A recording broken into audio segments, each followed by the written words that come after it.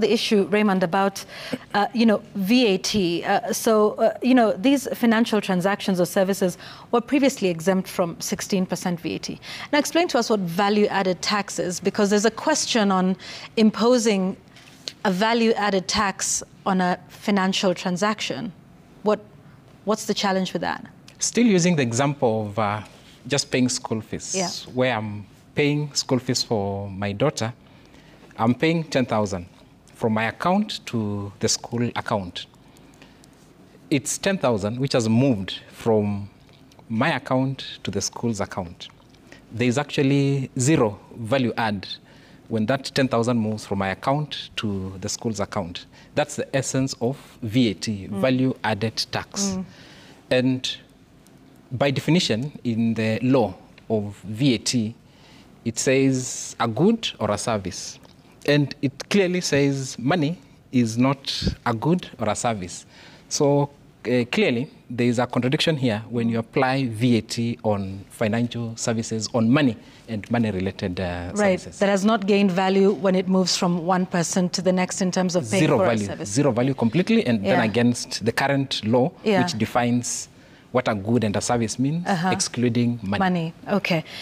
So there is that particular aspect, but then manufacturers are also concerned, with some of these proposals. So we've talked about the cost of financial services, and therefore those goods, that'll be added on to the goods as well. But what's the pain point for manufacturers, Anthony? I think first it's good to define what manufacturing really means for the country. And if you step back, I mentioned about the jobs that we create. 362,000. That's just second to 900,000 jobs in the public sector. Though the contribution to the GDP is 7.6%, the contribution to tax coffers is 18% directly. That is 360 billion. But also look at the linkages manufacturing has with other sectors. Your viewers, wherever they are in the country, outside the gate there is a kiosk, there's a shop, there's a supermarket. All those are selling manufactured goods.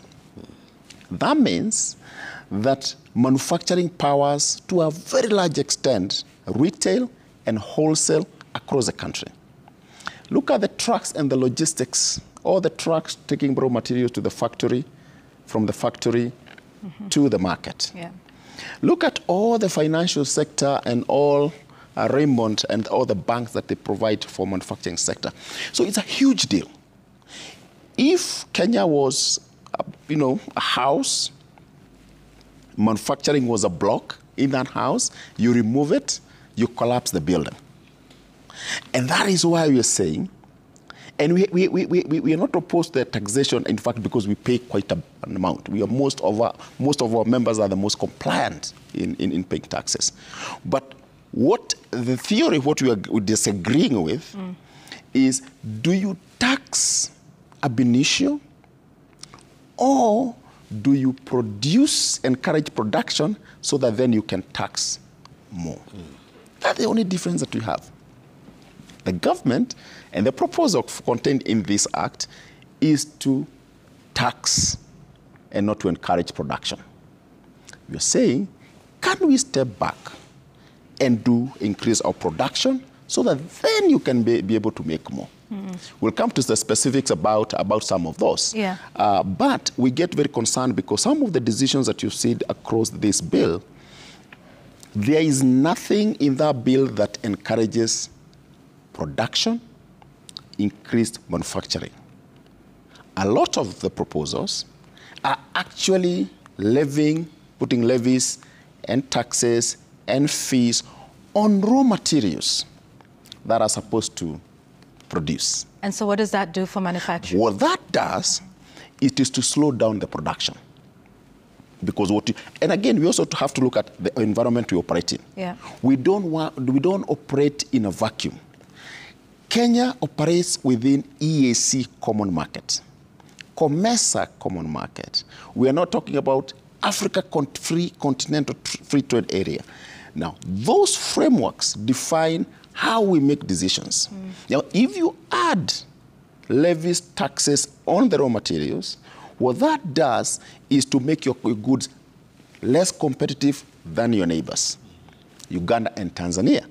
So while we were exporting to these countries, now we are importing.